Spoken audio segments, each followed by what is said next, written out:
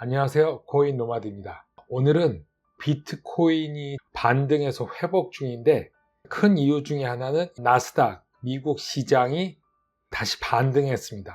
1% 정도 나스닥 기준으로 보면 132.77%가 회복이 됐는데 오늘 하루는 저점을 찍고 계속 나스닥이 올라가서 마감을 했죠. 5일 기준으로 보면 여기가 딥이 있었죠.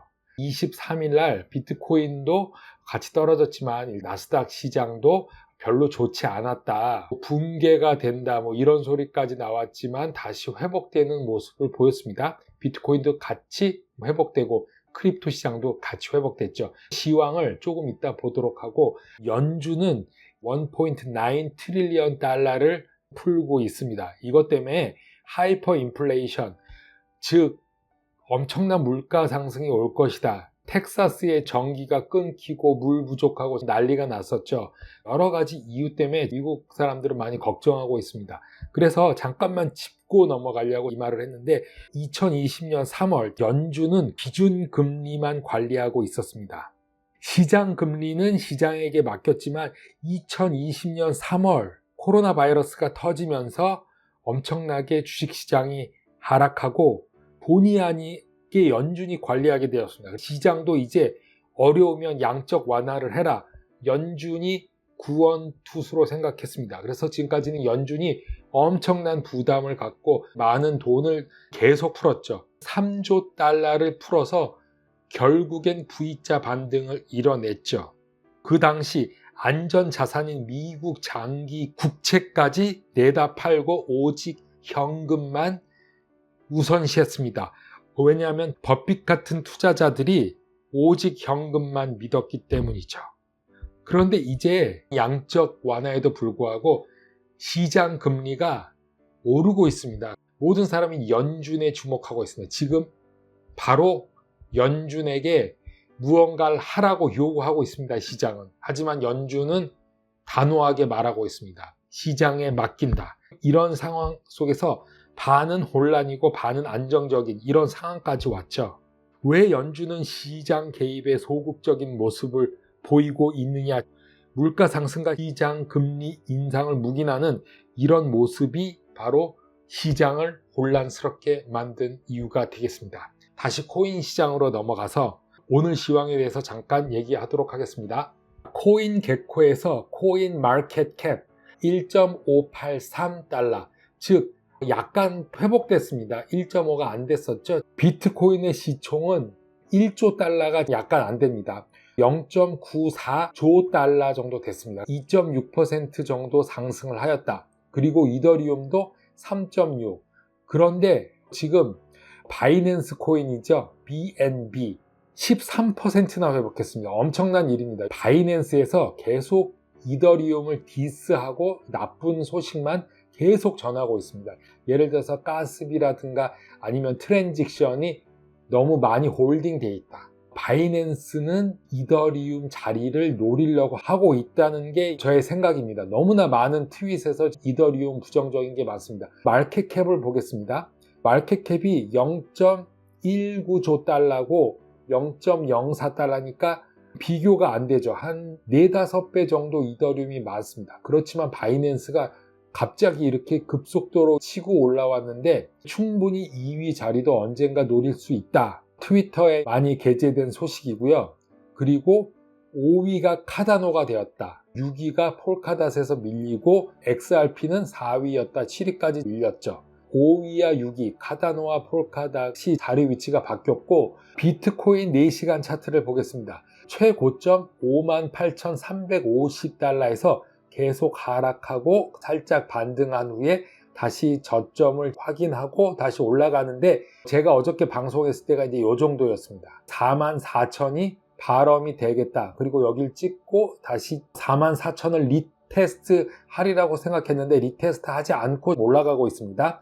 또 나중에 한 번 더 리테스트 할지 모르겠지만 일단은 올라가는 모습을 보이고 있어서 여기가 지지선이 될지 저항선이 될지 살펴봐야 되겠지만 일단은 47,000대에서 48,000대를 상회하고 있기 때문에 올라가는 쪽 방향으로 생각해 봐야 되겠다. 이런 생각을 하고 있습니다. 이더리움은 아직 비트코인과 같이 상승폭이 20% 이상 빠졌고 에이다는 거의 일부를 넘어섰다. 비슷한 위치까지 오고 폴카닷도 이제 많이 회복이 됐다. 그리고 레이븐 코인에 대해서 여쭤봤던 분이 있었는데 저도 레이븐 코인을 가지고 있고 일단 레이븐 코인은 고점 요 밑에서 정리를 하고 다시 재진입을 했다. 재진입할 때 저한테 여쭤봤던 두세 분한테는 답변을 드렸습니다. 반등이 나와서 바로 들어갔고 또 매틱을 다시 들어갔습니다. 매틱은 저점에서 들어가서 고점에서 팔고 고점에서 들어가서 조금 더 상승할 걸 예상하고 매틱은 제가 가지고 있습니다. 폴카닷에 대해서 데일리 하드에서 폴카닷 기반으로 된 포켓몬 카드 3.5 밀리언 달러를 하루 만에 팔았다. 폴카닷 베이스된 카드에 대해서 한번 설명하겠습니다.